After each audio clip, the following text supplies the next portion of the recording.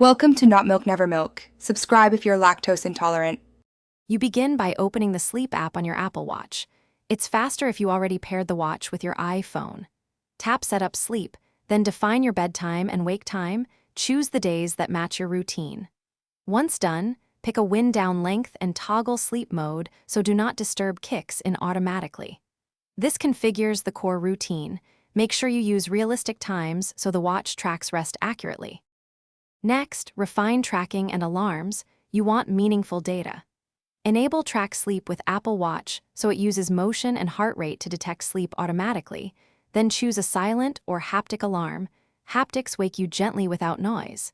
Make sure the watch can access health data for heart rate and motion permissions, because these sensors improve detection accuracy.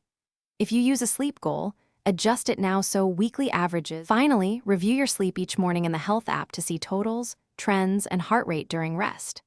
Use the watch nightly, but make sure it's charged to at least 30% before bed so tracking doesn't stop mid-sleep.